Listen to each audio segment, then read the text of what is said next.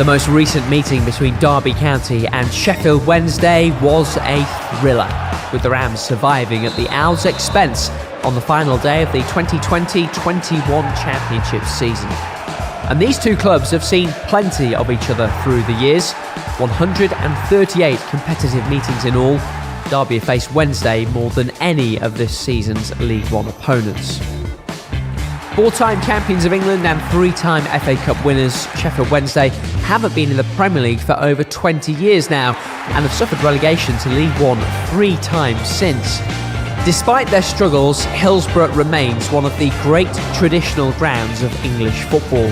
A host venue for the World Cup in 1966 and for the Euros in 1996, it's been Wednesday's home since it opened in 1899.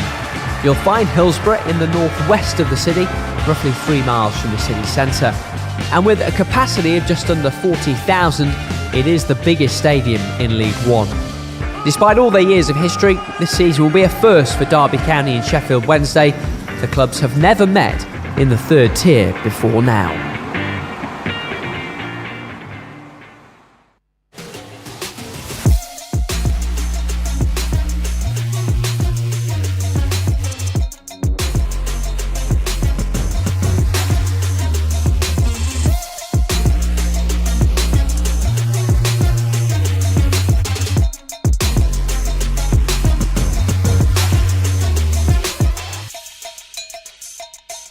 Hello and welcome to the preview show from RamsTV. It's the final day of the League One regular season and Derby County's playoff destiny will be decided at Hilsborough this lunchtime. The scenario is a simple one for the Rams: win and you're in.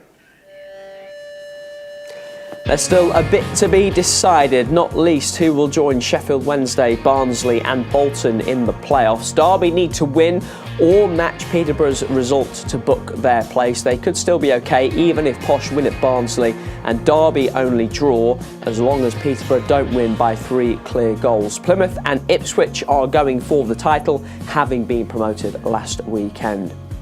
Plenty of uncertainty at the bottom. Forest Green are already relegated. Accrington look nailed on to go down given their goal difference, with 2 of Cambridge, Morecambe, MK Dons and Oxford United set to join them in League 2 next season. Our focus will be toward the top of the League One table though, with Sheffield Wednesday hosting Derby County in what could be a preview of a semi-final playoff clash that could start as soon as Friday. It's all to be decided this lunchtime in League One. Of course, it is only 2 years ago that Derby hosted Sheffield Wednesday at Pride Park Stadium in a dramatic final day of the Championship season. Sheffield Wednesday relegated that day at Derby's expense. It was dramatic all round, not least for Derby's captain, Curtis Davis. It was a strange one because, again, the way my role kind of come up was obviously very random, in the fact that I was having a chat with a gaffer in terms of Wayne and said that I'd be ready for him 10 minutes either end of the pitch if he needs me. I was serious, but I didn't think he would take me seriously, and he said, do you really think so? And I said yes, and he obviously fought on it.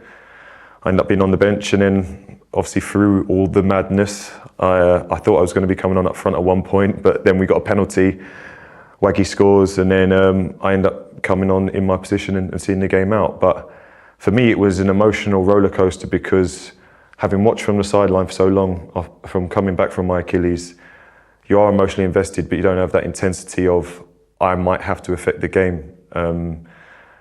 But that day, because you're sat on the side, so I hear directly, oh, Rotherham have scored, or Cardiff have scored, or whatever it was difficult. And I'm knowing that I'm warming up pretty much the whole of the second half because I want to stay warm, stay loose. And I don't know if I'm coming on up front, I don't know if I'm coming on at the back, I don't know if I'm coming on at all. And it was just an emotional thing for me, but it's also, I'm thinking this could be the last time I step out in a Derby shirt as well, in front of an empty stadium. So for me, it was a tough mental thing. But once I got on the pitch, I said to you before, that was my utopia. I felt calm, I felt fine because I know what to do there. Whereas handling, I guess, the baggage of everything else that's going on sometimes when you haven't been in it for so long was difficult to take. But yeah, I felt calm when I got on the pitch, and then once the whistle went again, it was an air of relief that the club had stayed up, but then reverted back to, this might be my last time on the pitch, and a few tears were shed and stuff like that, but fortunately I was able to come back next season and help the club again. Yeah, and I love that story and the way it sort of encapsulates your approach, and you'll do whatever it takes sort of for the team to succeed. How have you seen the group change over the course of the season? I think it was just a case of, as people, I think it was an easy transition. So literally when they came in the door, it was like they'd been here for years. The groups of players that we signed were not only experienced, good players, they're all good people. A lot of us knew each other. So in terms of when you're trying to integrate people into the team, there's no one that, listen, it's not a group that leaves anyone out, but he knows him from there and he knows him from there, and there's always a connection. So I think that was quite an easy transition. I think the group has grown and, like I say, coming together stronger, knowing what each other's strengths are better. So on the pitch, we know, right, yes, we do want to play that pass, but is he the right man to play the pass to at that time? Is he the right man to play the pass in behind to? It's knowing each other's strengths and getting to know the team, because once you get that, and fair play to us, because we did have obviously 20 new players come in the summer, I think we've done well to get where we were.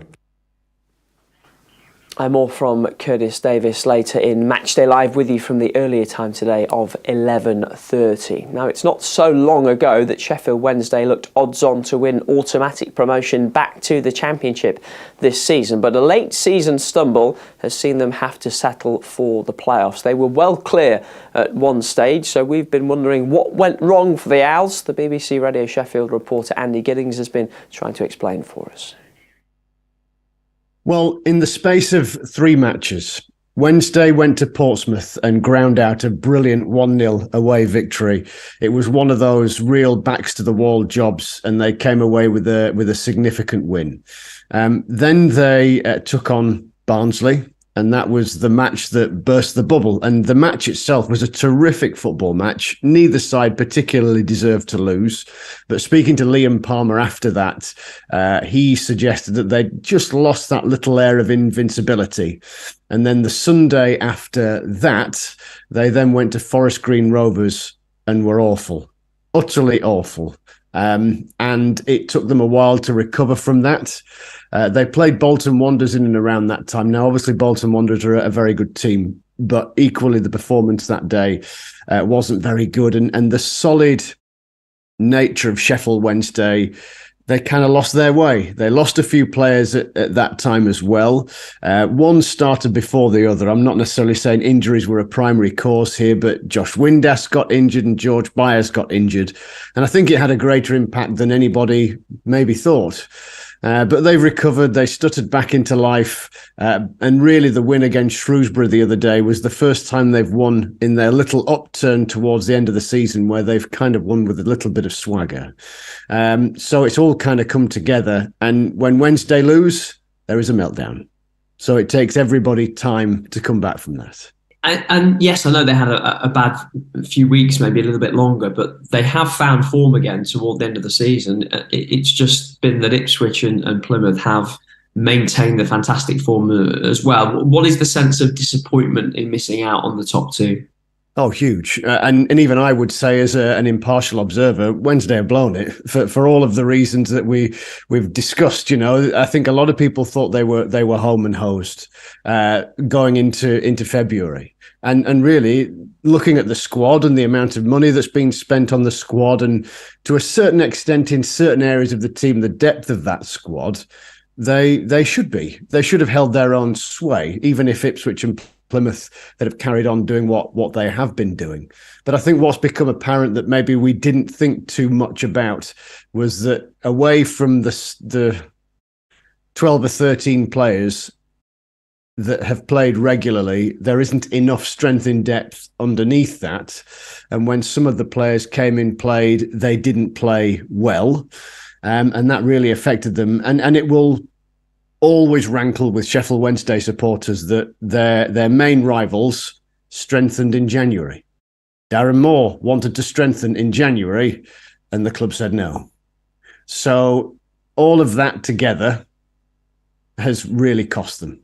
it's really cost them. So that the frustrations for a club the size of Wednesday, and I appreciate they're not the only ones, will live long and long and long. And really, at the moment, it's a stick being used to beat them with until maybe if they ultimately get promoted this season. Andy Giddings from BBC Radio Sheffield there. Well, it'll be fascinating to see what sort of team Darren Moore puts out today at Hilsborough. Wednesday, know they'll finish third and could well play Derby in the playoff semi-finals. He's told the media this week he'll be picking a strong side, but there's been speculation over the fitness of striker Lee Gregory, and a couple of other influential players, Michael Ahikwe and Josh Windass, are only just back from injury. The Owls have won their last 3 games and 4 of their last 5, so this is a team that is back in form. And Derby have found a bit of consistency themselves, of course, unbeaten in 6, the Rams winning 3 of those, but they've only picked up 2 points away from home against the top 10 in League One all season. Let's hear from the Derby boss ahead of the big game then. Here's Paul Warne. Really looking forward to the weekend. Look, the lads have put us in a good position and we just go into the game pretty fearless and just try and play our best. Look, I'm well aware of the fact we haven't done amazing away from home against the top 8 or 10 teams, so we'll have to play really well to come away with something. But yeah, that's our intention, and like I said, there's no point catastrophising about it now. You just got to go into it fully focused on what we're trying to do and play our best, give ourselves a chance. There are various different scenarios, permutations, all these sorts of things surrounding your fixture and Peterborough's game, obviously. How much are you ignoring or trying to ignore all that stuff? That isn't easy, truth be told. I mean, I'm well aware that during the game, if I see the Derby end go up and the ball's out of play, I've got a funny feeling that Barnsley might have scored, or in the same way, there's a massive solemn from our fan base. But also, as has happened in previous seasons, I've had the odd person tell me something was going on in my ear, but it doesn't detract from the fact that you can't, I appreciate, unless there's a massive scoreline change, a draw could be enough, but it's very difficult to set up to get a draw. It's not really in our nature to set up to get a draw, so that's the difficulty. So it isn't going to be like, oh my God, they're winning, we have to win. We're going to try and win from the outset. So I'd rather defend by having the ball in the other half. So it does, obviously you do look at that, you do, and I am going to be aware of that as well. And the same with, I know Bolton are away at Bristol Rovers, so potentially if we did win, we might be able to catch them. I mean, there might be a lie now, I've said that. Our goal difference, I don't think is a lot different, and if we did win. So a lot could happen, and a lot could change, knowing how football is and how exciting the last day of the season is. A lot will change on the day. So, like I said, if we're at our best, we give them a good game, and if we're not successful, then we're not good enough to be in the playoffs, and that's as simple as it is. There's talk as well about the fact that if you do get in, you could end up playing Sheffield Wednesday in the semi-finals, and it would be 3 games in a row and blah, blah, blah. Are you not thinking about that bit as well? Do you have to deal with Sunday first?